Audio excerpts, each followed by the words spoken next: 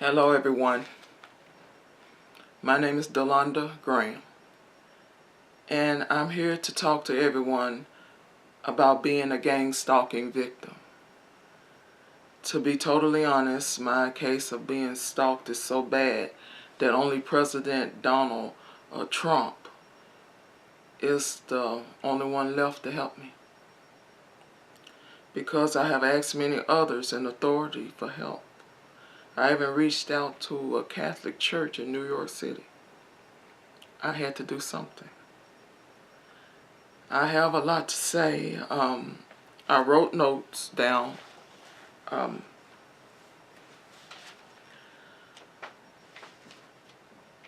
Because I don't want to leave out too much, even though there's a whole lot of things that has happened to me that I don't have in my notes. Anyway, well, it all started around January 2011, if not earlier. I was living in Knoxville, Tennessee in an apartment complex on Schubert Road. Someone was coming in and out of my apartment when I was not home. And it was never with forced entry. There was never any cuts on the door, on the wall, around the door, ever.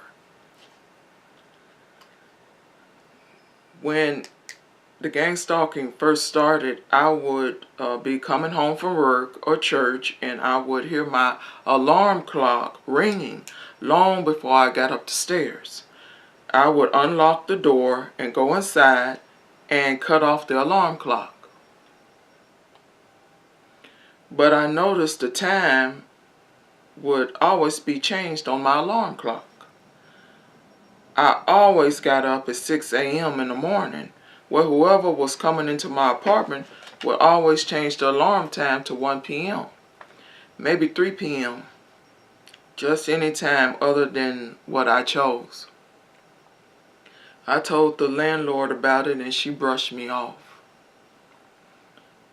Now, this apartment complex is a HUD government apartment. You'd think the landlord would have been interested in the fact that someone was coming into my apartment, and that person had to have the key because there was never any forced entry.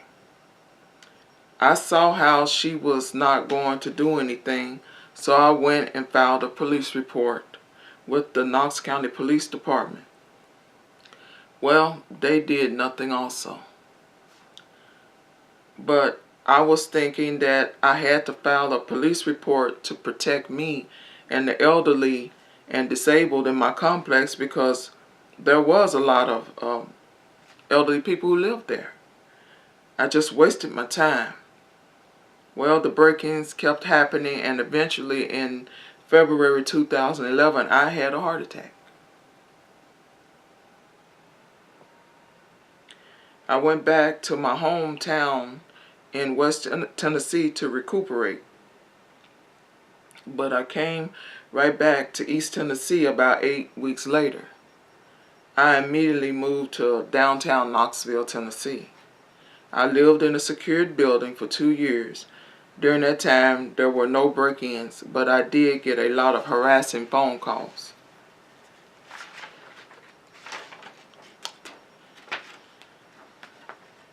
I had to leave where I was living at after 2 years, so I moved to Morningside Gardens Apartments, and this is when true hell began. I would come home and a lot of my towels and dishes would be stolen, bleached, just whatever.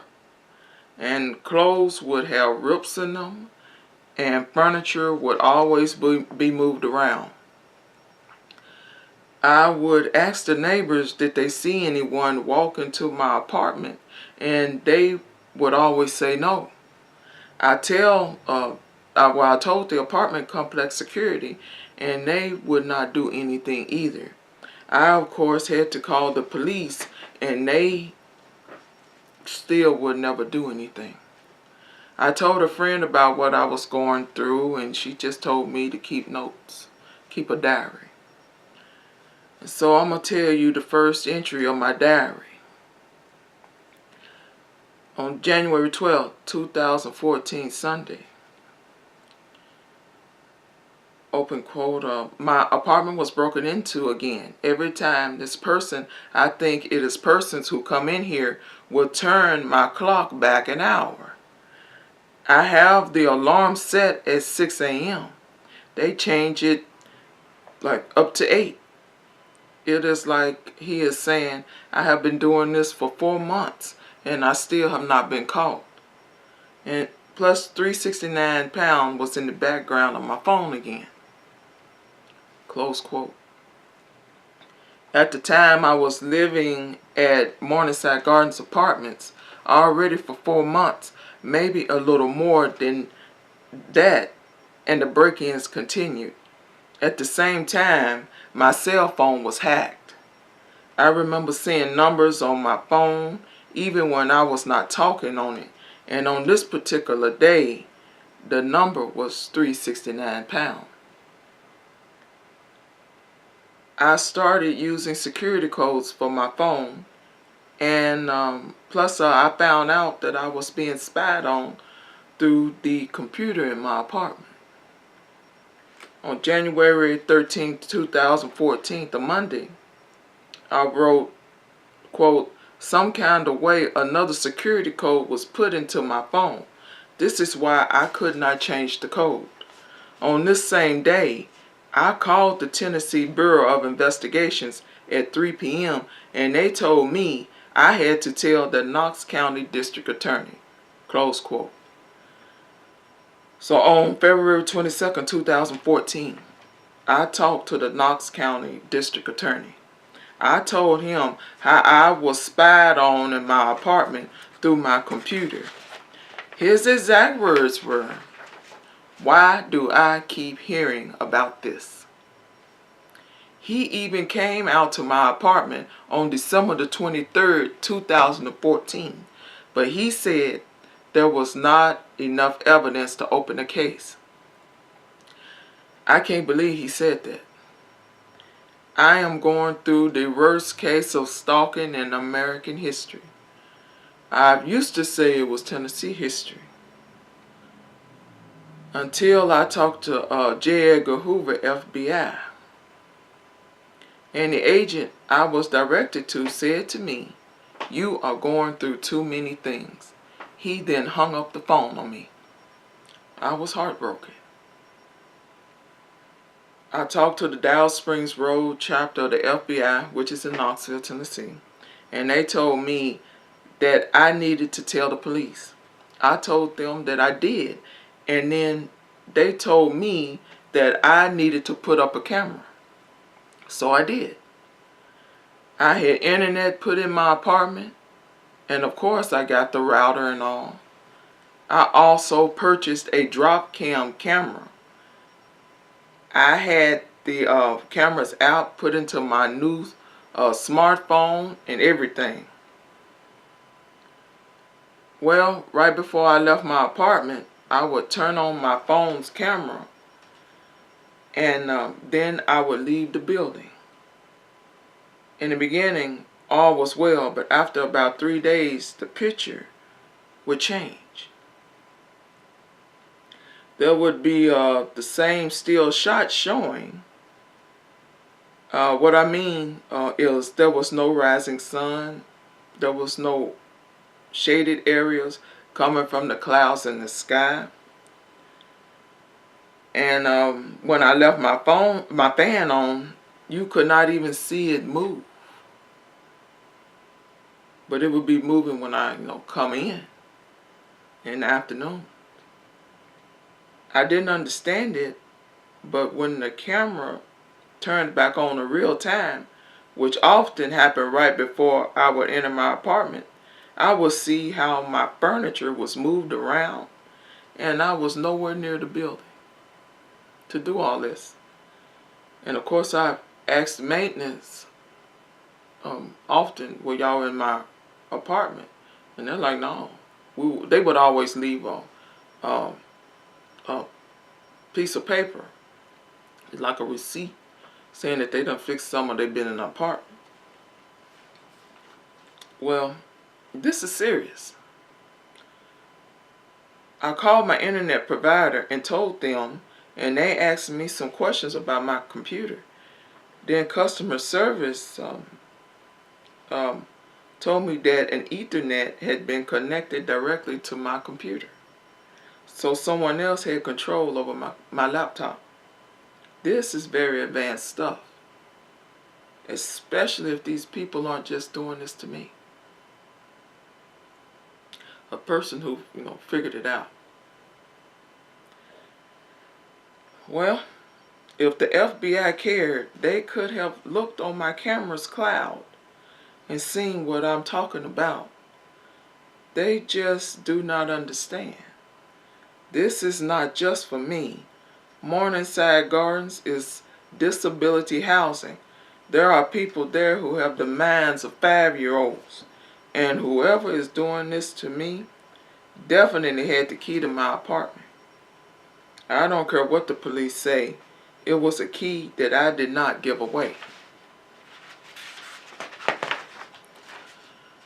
President Trump, if you are interested, I did make a YouTube video in the year 2015 about my being stalked. I made this video for any private investigator who was interested in helping my case. The name of the video is Gang Stalking in the Deep South. And the thumbnail picture is a picture of the Great Smoky Mountains National Park. And I do have clips of 2 intruders on it. I pray that you watch it. Also, I told Knoxville FBI about my phone being tapped and traced. And of course, still they did nothing. Now, these people got my social security number. They was in my apartment enough to get personal addresses. Addresses of my family.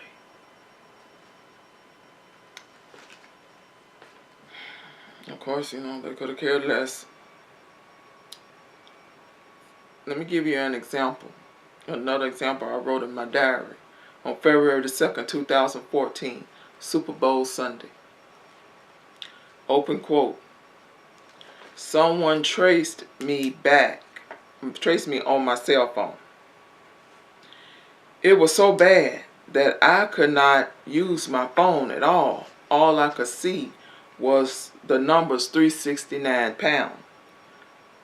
The numbers 369 pound totally consumed my cell phone.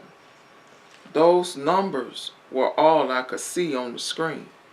I could not even turn the volume up or down or even make a phone call. My alarm clock was also turned back an hour today. This on Super Bowl Sunday. I was stalked while at church. The FBI agents says the police and other state agencies only have the equipment to tell people remotely. Well, how can that be? Computers of Fortune 500 companies are broken into all the time. I am a black woman. Tapping into my cell phone is nothing to these stalkers. Close quote. I need somebody to help me now. What if the people telling me are millionaire human traffickers? Did you think about that, FBI? Maybe I saw something they did not want me to see. And with all of the information that I have given you, checking to see what is going on is what you were supposed to do. I did whatever I had to do to get these people to stop, and they would not. For instance, I started putting a small wooden TV stand behind my door before I left out. But when I come home, it was always slung across the room. I would also lock the door of my van, but some mornings I would come out and my van hood would be popped up. And you have to go inside my van to undo the hatch to pop up the hood.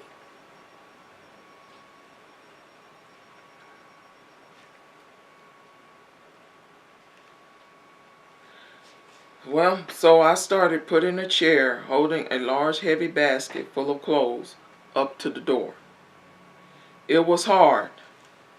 It was hard stepping outside of the door and having to put my hand inside and pull the chair as close to the door knob as possible. I had no choice but to do this. And one day maintenance tried to get into the apartment, and they couldn't get in. And the landlord put a note on my door to come to the office. She talked to me about it. She said it was a fire hazard. So I had to stop doing it. But sometimes I just didn't have no choice. I mean, this was getting ridiculous.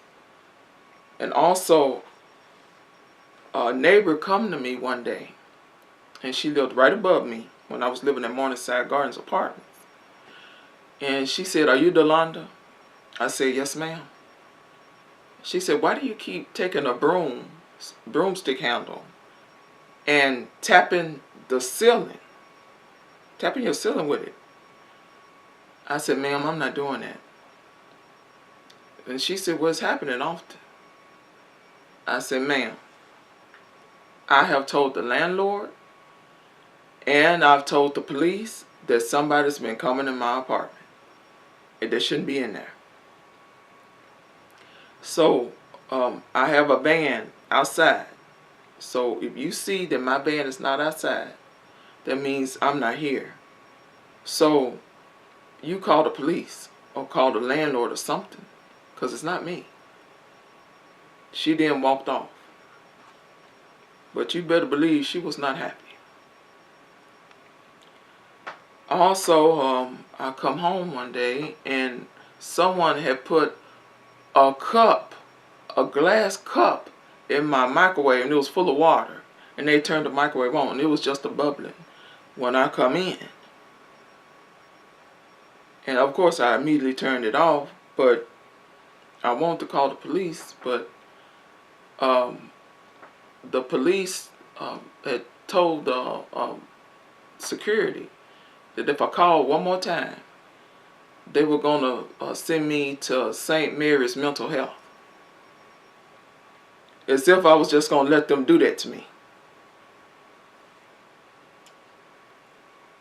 No, yeah, I had gotten fed up. I was starting to get fed up. I really was. Also, and the gang stalkers finally did something to the wiring to cause my van to lock up. My mechanic could not understand how my van engine could lock up with it full of oil. The police would not check the cameras to see who was doing the break-ins, which happened at least to my van at least twice a week.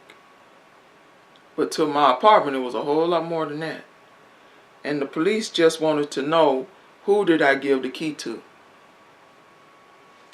Now things really got serious with my Social Security number. I had an Amazon.com account. My personal bank account information fed into my credit card, and it fed into my Amazon.com account. After some months, I could no longer purchase things on Amazon. I called Amazon, and they said they had stopped receiving payments from me. I told Amazon's customer service that it's impossible. And she said the problem came when I opened a new account. I told her I never opened a new account. I told her that I was going through identity theft though. Well, she found it hard to believe, because to close and open up a new account, these stalkers had to have my check routing number, my Social Security number, my credit card number, plus my zip code. The FBI definitely should have looked into this, but they just would not. Well, these stalkers did open up another account in my name, so they purchased a Wells Fargo money order using $250 that I'm sure was stolen from my apartment during the many break-ins. These stalkers switched my information from my regular bank account to the Wells Fargo bank account. This bank account was opened for the first time November 22nd, 2013. The payment was called through the automated system. At least that is what customer service told me. I asked customer service for the phone number the account was made from so I could take it to the police. They said they could not find the phone number. But on October 12, 2013, the $250 money order was mailed to Wells Fargo Bank in an account ending in 2878. These stalkers opened up this Wells Fargo Bank account in my name, again, Delonda Graham, but did not use my social security number to open the account. They just used a money order. I don't understand.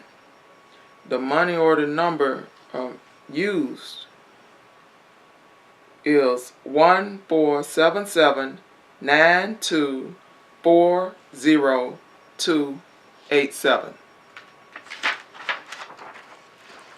This money order number is very important in solving this case, so I will repeat this money order number again.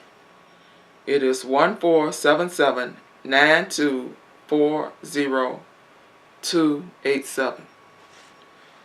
Someone stood in line to get this money order at a grocery store on Asheville Highway in Knoxville, Tennessee.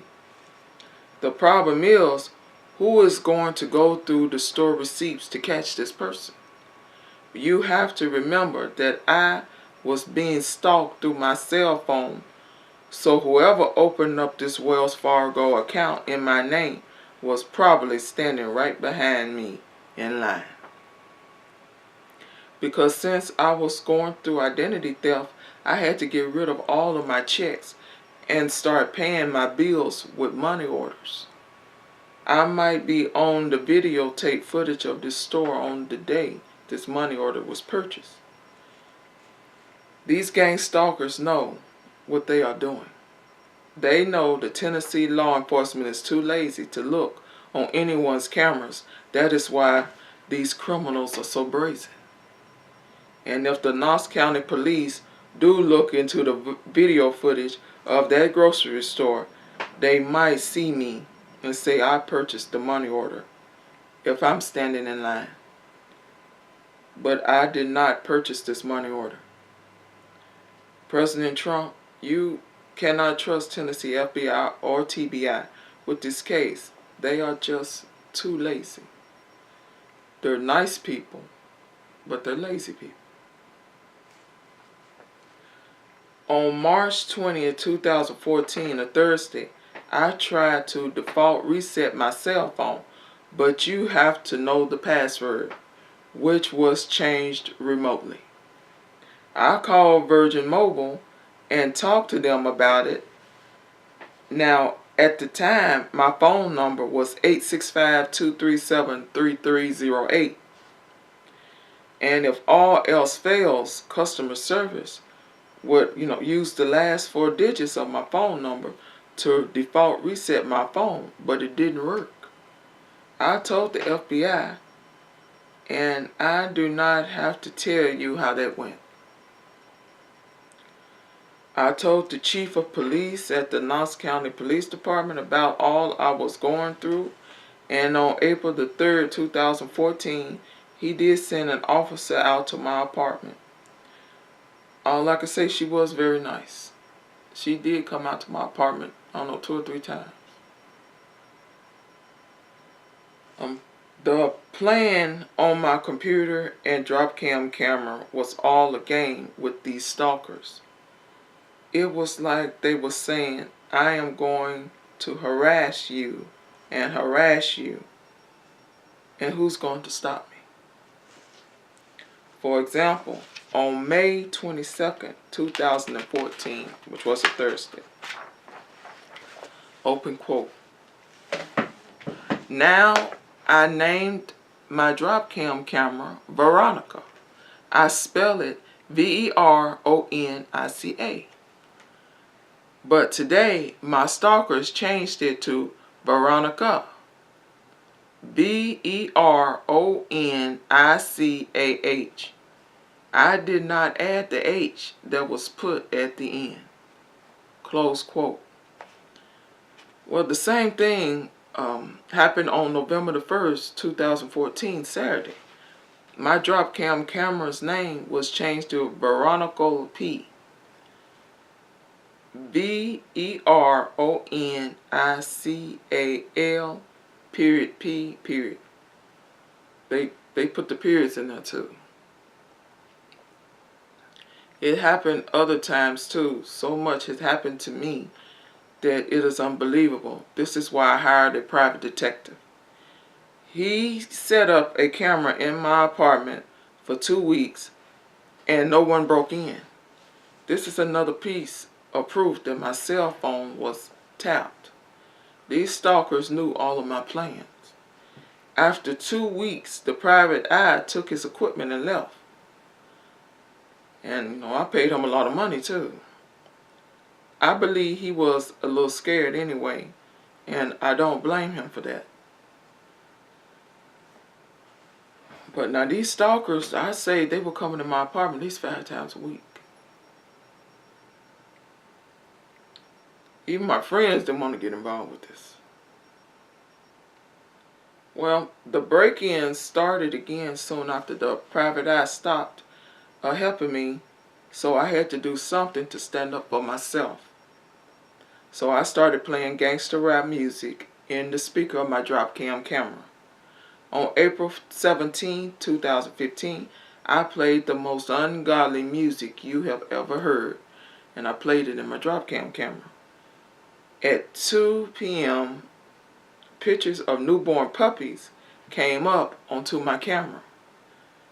I now had verified proof that my camera had been tapped and these people hooked up my computer to other cameras in other places. The name of the puppy mill where the newborn puppies were born at is named Liberty Creek Labrador's Puppies. Now this should tell you this is just not teenagers. These are adults doing this.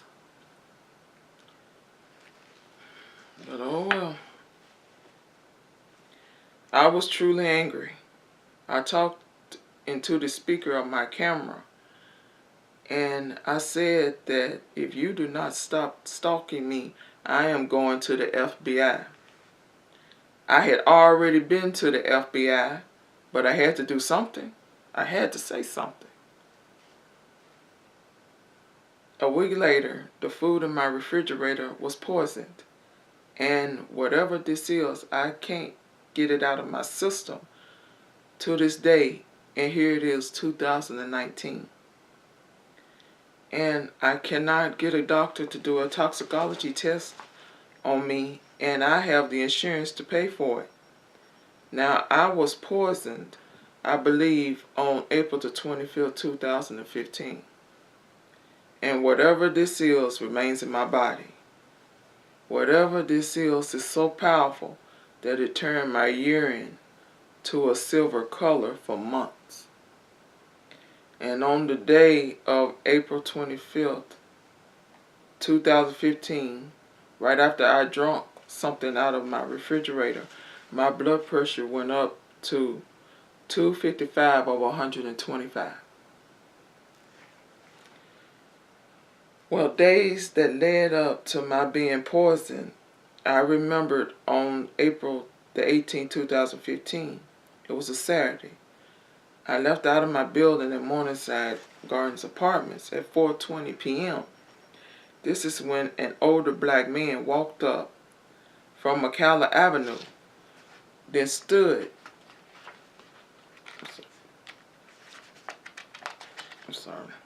then stood in front of a small white car that a white male was fixing on.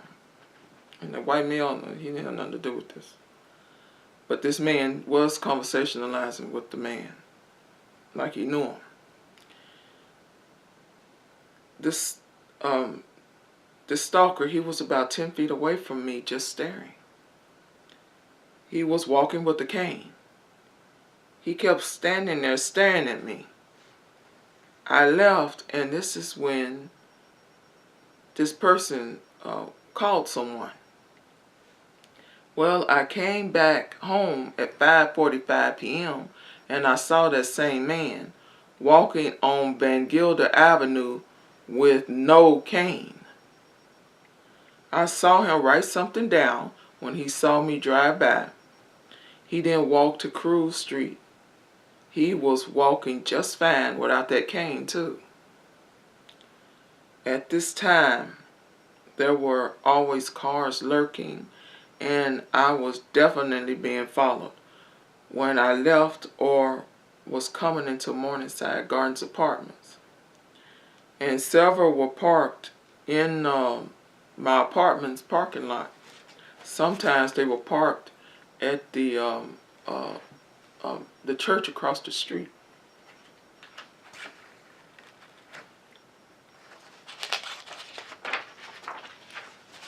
Well, on March 27, 2015, I went to a thing called a senior prom at a local church. I saw the Tennessee State Representative there. I told him what I was going through, and you want to know what he said to me? He looked me in my eye and said, "Why would anybody want to stalk you?" He then walked away. I mean, I told him some bad stuff that happened. I really thought that he was gonna care. And he didn't, and I was heartbroken. Here it is, Amber Alerts going off in the state of Tennessee left and right. And here this man is, he has the power to help bring God back into this state. And he insulted me. As if he's all that. I do have to say that. But it being a church function, I just composed myself because I really wanted to tell him off. Do you see what I'm going through, President Trump? You have got to help me, but my story is not over yet.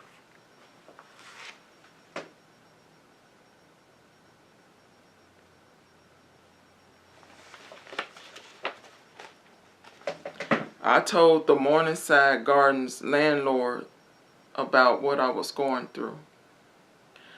I had even made a YouTube video about my experience. I showed her the video and clips of the stalkers I caught in my apartment. The landlord said she did not see anything. I told her to look again, and she said again that she did not see anything. I just got my laptop and walked away. What could I do? Now, March 9th, 2015, a letter was written by the state of Tennessee to me saying I successfully opened an online account dealing with my disability checks. I did not open up an account with the state. Not going through identity theft, I didn't. I am going through all kinds of problems with being gang stalked. There is no way I would have opened up an online account dealing with my disability. A disability I didn't have till the stalking, harassment, and poisonings happened. See, my heart attack happened after these people come in my apartment. I don't know what they put in my food.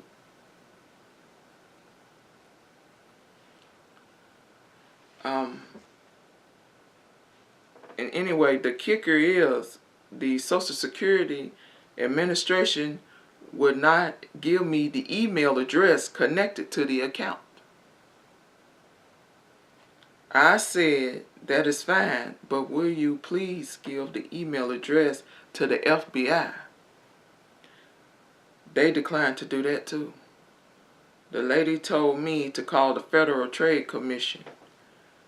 Do I really have to tell you how that went? Again,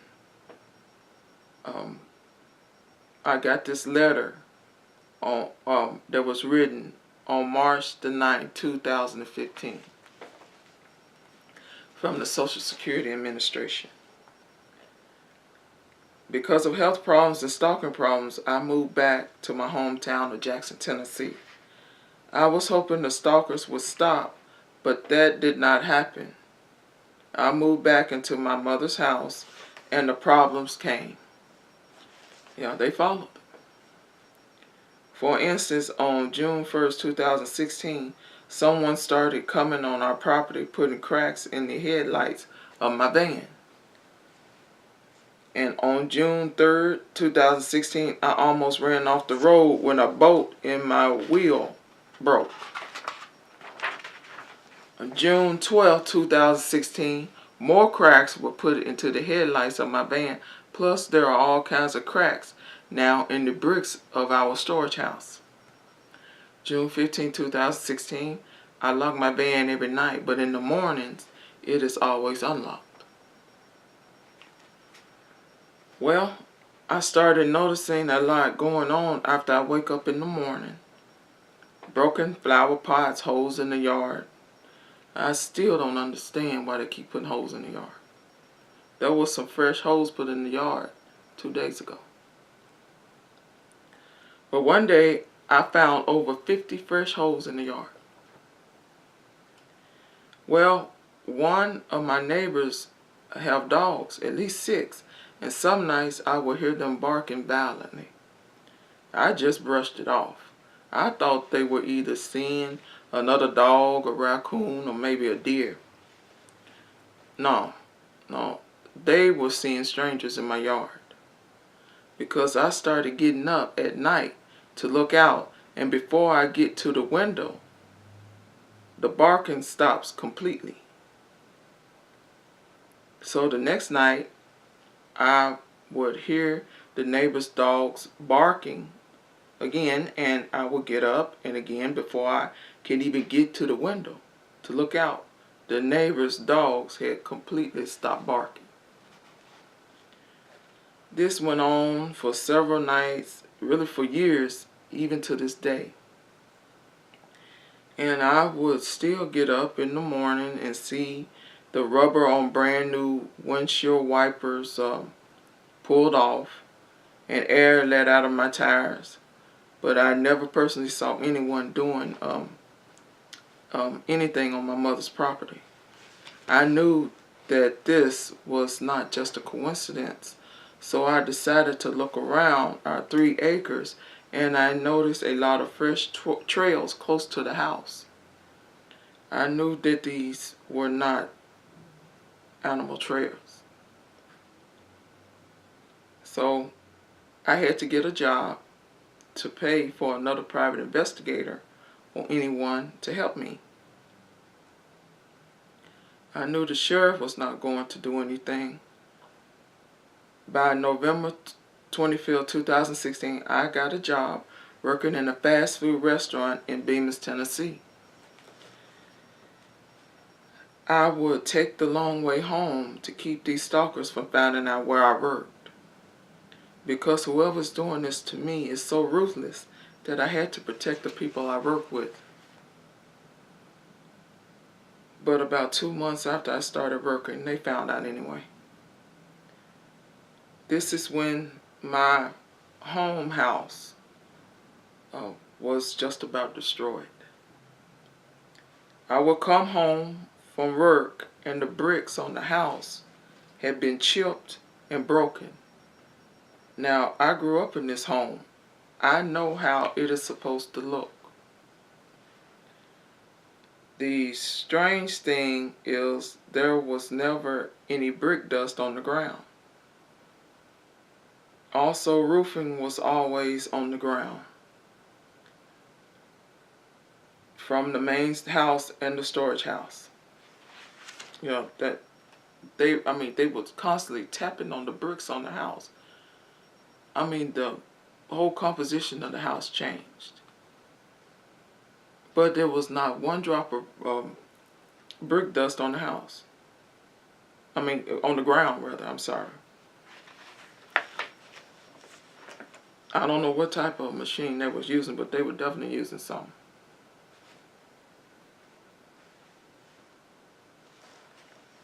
I had to work to help me. I had to work to help me and the Tennessee woman because the state of Tennessee law made it perfectly clear helping us was not their concern. And it still ain't. I was a biscuit maker, and I had to be at work at 4:30 in the morning.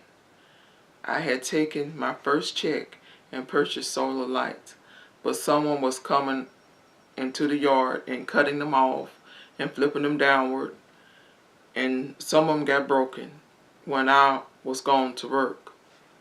Let me make sure this camera's still working.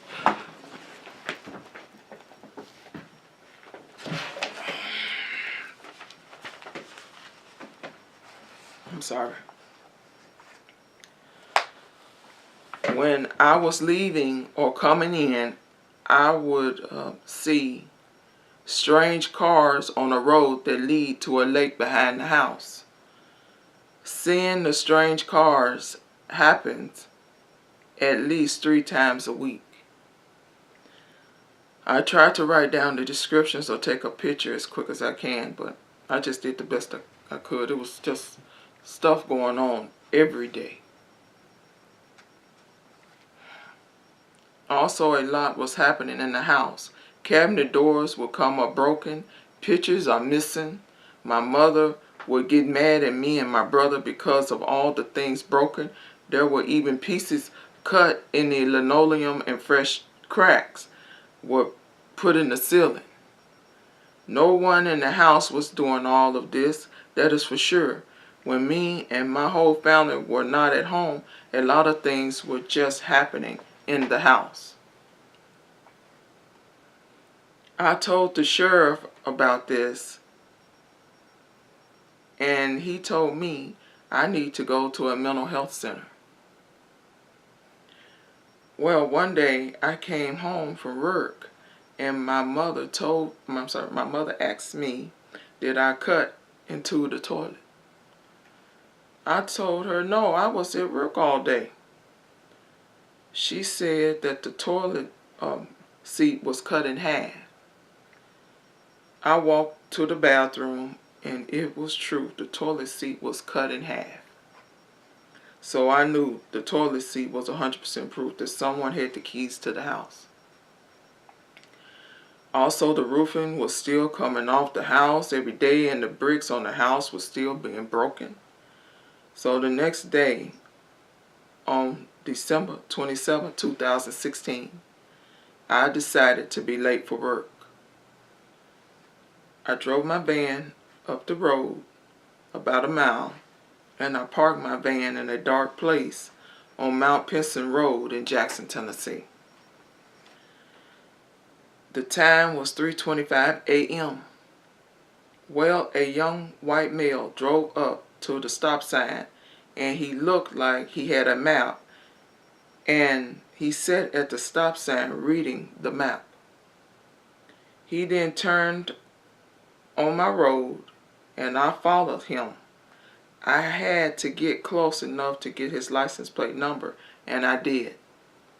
He pulled on an extended part of the road, and I got right behind him. Then I backed off after getting the license plate numbers. I believe he saw me also. He then drove down the road in the direction of my home, and 5 minutes later, I drove in the same direction. He had parked his truck in my yard. Now remember, this is at around 3:30 in the morning, and was walking up the steps of my home. He turned around and saw me as I drove by.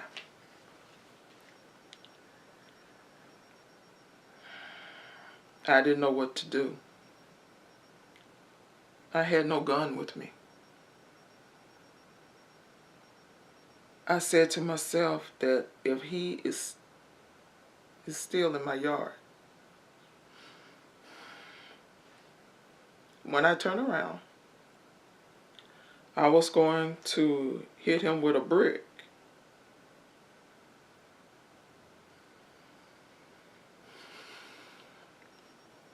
So I drove down to Rochelle Road, and I turned I turned around, and I turned at the stop. I stopped at the stop sign, and I stopped the car, and I sat there and I said a prayer.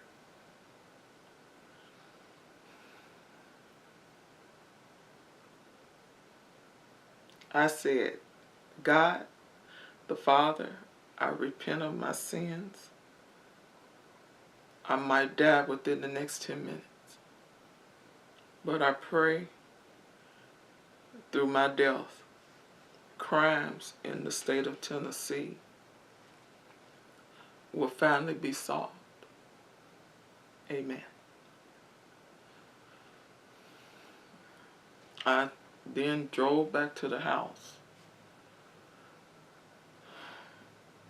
and he was gone.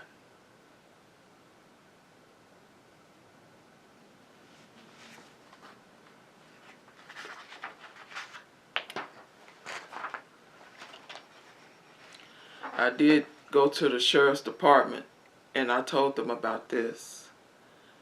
The description is, he's a white male, age 20, size thin. His height is about 5'8". The vehicle was a two-tone gray and red truck. The license plate number is Z13045 or Z1304S. Again, the date that this happened is December 27, 2016. I don't know what I done to deserve this.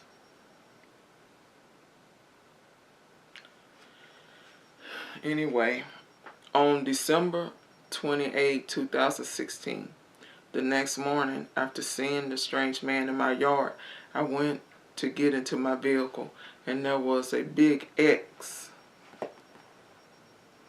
the letter X, written on the back of my van.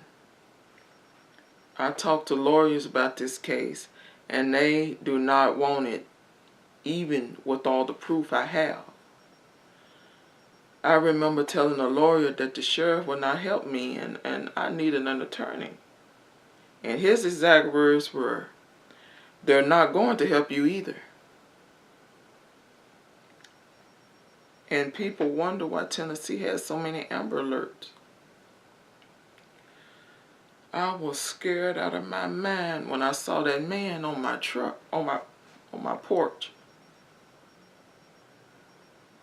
These stalkers were coming into the house with my family inside. No wonder my neighbor's dogs were barking so much.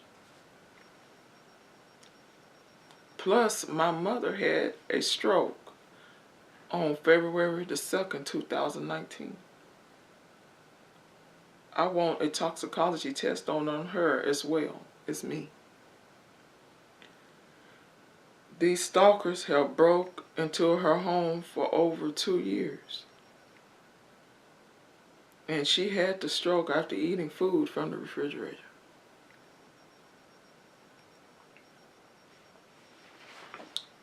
Another problem is the landline phone was constantly saying busy when me and my family dial a number, yet no one was on the phone. We would have to hang up and dial again.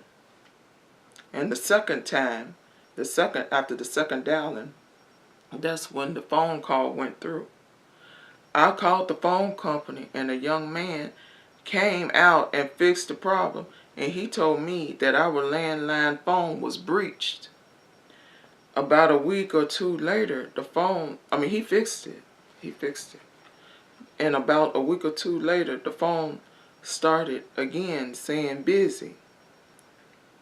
Plus reconnect base to AC adapter. I don't know what that means. I didn't say anything for a while, but when I went to pay the phone bill, customer service could never find our phone number. This went on for months, and my mother had the same landline number for over 40 years. So I called the phone company on September 27, 2017, and asked them what was going on. And customer service asked me what number was I calling about, and I told him our landline number. He then said that this is not the number on our caller ID. That number on the caller ID was 407-444-4327. I told him that was not our number, and I hung up and took the 407-444-4327 number to the sheriff department. The sheriff told me that number is from some company in Lake May, Florida.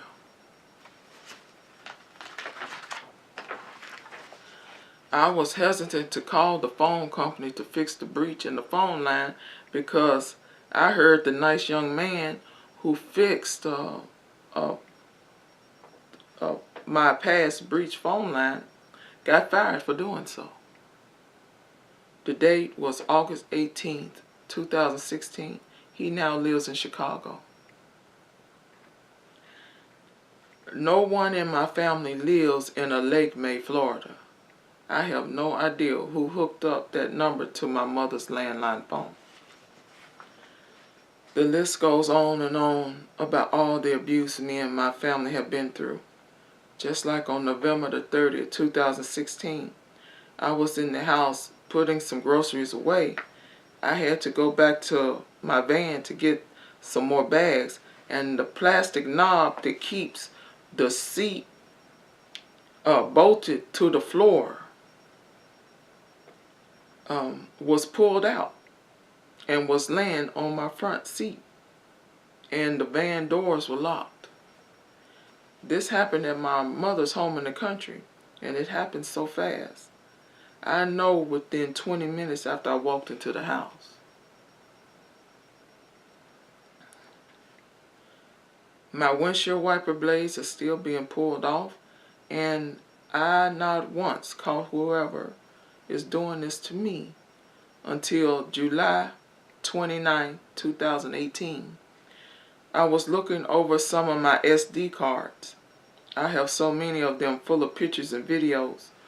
Well, something major happened on the day of August the 25th, 2018. It was hot, and I decided to take a shower. Now, I sometimes put up cameras when I leave the house because my mother would not let me put in Wi-Fi. As if that's really going to do any good, because it sure didn't do any good in Knoxville. But anyway, I never caught anyone on them, but I did it anyway. I put up the cameras anyway. Well, on August the 25th, 2018, before I walked to the shower, something told me to put up a camera. So I put my little Canon camera in the window, and after the shower, I took it down and didn't think anything of it till, August the 8th, 2018. I was looking over my videos and I saw this strange man that I have never seen before trespassing on our property. He walked past my window and was walking toward my car until he saw my mother sitting in the back of the house eating dinner. She often ate dinner outside during the summer months. This is when he turned around and left. But before he left, he kept turning around and looking at my car. He would turn around, just kept looking at my car. I'm sure he has something to do with windshield wipers getting messed up and just a bunch of stuff happening. Well, the time was 7:23 p.m. and it was a Wednesday afternoon. Now, on July 30, 2018, I gave the SD card of the strange man to the Jackson-Madison County Sheriff Department.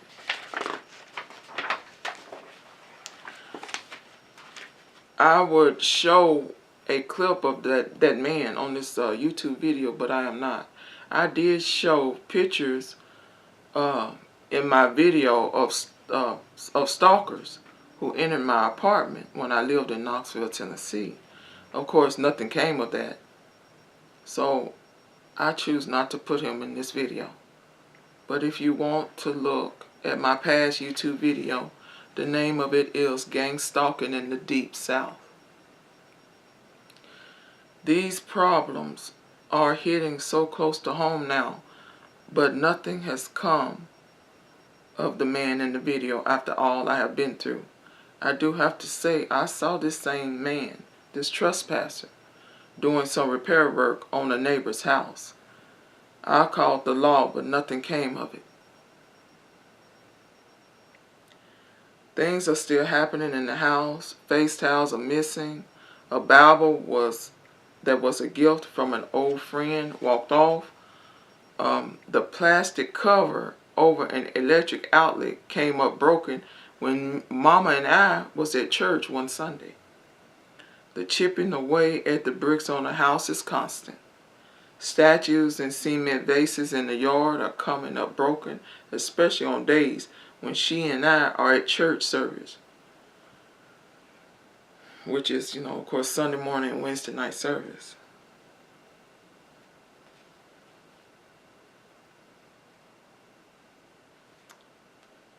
Criminal trespassing and even murder is something you cannot put past these stalkers.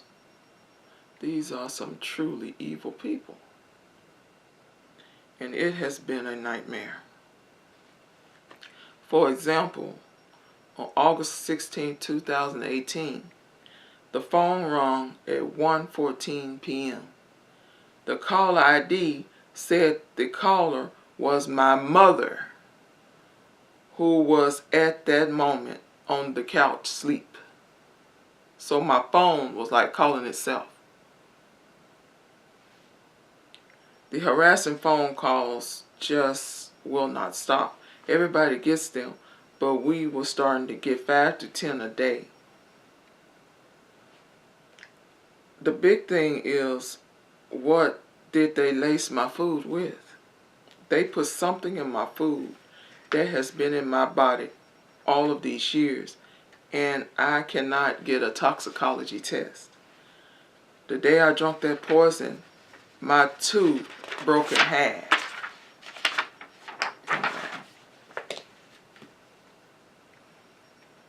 It's the tooth.